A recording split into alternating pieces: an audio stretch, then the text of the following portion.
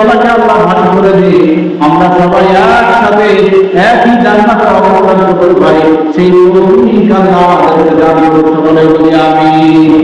জোরে বলেন আমিন। আমিন। আর আল্লাহ সুবহানাহু ওয়া তাআলা এই সূরাতুল তাকাসুরের মধ্যে কিয়ামতের এত বড় ভয়াবহতা বর্ণনা করার পরও মানুষ কিভাবে আল্লাহকে ভুলে থাকতে পারে, রাসূলকে ভুলে থাকতে পারে, পরকালকে ভুলে থাকতে পারে, জান্নাত এবং জাহান্নামকে ভুলে থাকতে পারে। মানুষ এই কাফের হওয়ার যে কারণটা, ওই কারণটা উল্লেখ করে আল্লাহ সতর্ক করেছেন, হে দুনিয়ার মানুষেরা, অচিরে তোমরা কবরে উদ্বাসী হবে, অচিরে তোমরা জাহান্নামের শাস্তি আর জান্নাতের নিয়ামত তোমরা দেখতে পাবে। সুবহানাল্লাহ, সুবহানাল্লাহ। কারণ রাসূলুল্লাহ সাল্লাল্লাহু আলাইহি ওয়াসাল্লাম বলেন, একজন মানুষ কবরে জান্নাতে যাওয়ার পরে সর্বপ্রথম তাকে তিনটি প্রশ্ন করা হয়। কয়টি প্রশ্ন? ধরে বলেন।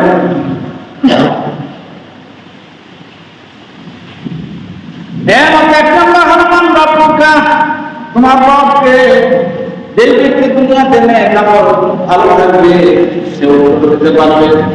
যে ব্যক্তি ঈমান নিয়ে কবরে যেতে পারবে সে বলবে রব্বি আল্লাহ, আমার রব একমাত্র কে? এগুলো বলেন কে? আল্লাহ। যে ব্যক্তি একমাত্র আল্লাহর ইবাদত করবে, দুনিয়াতে আল্লাহর গোলামি করবে, আল্লাহর দাসত্ব করবে, একমাত্র আল্লাহর কুদরতি পায়ে মাথা নত করবে, সেজদা দেবে, অন্য কারো সেজদা দেবে না। দুই নাম্বার, ওমান নাবিয়ুকা, আপনার নবীকে। যে ব্যক্তি দুনিয়াতে রাসূলকে মহব্বত করবে, হকের নবী ওলামায়ে কেরাম পীর মাশায়েখদেরকে ভালোবাসবে, আলেমদের সাথে দুর্ব্যবহার করবে না, খারাপ ব্যবহার করবে না। কারণ আলেমরা হলো নবীদের ওয়ারিস, আলেমদেরকে কষ্ট দিলে নবীরা কষ্ট পায়। কথা বলেন ঠিক কিনা?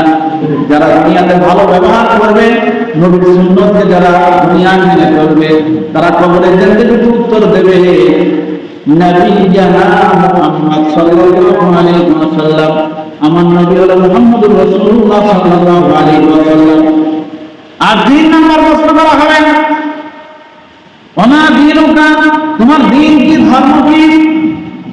যে ব্যক্তি সত্য দ্বীন ইসলামের উপর অটল থাকবে সে বলবে দীনি আল ইসলাম, আমার ধর্মের নাম হলো কি? ইসলাম।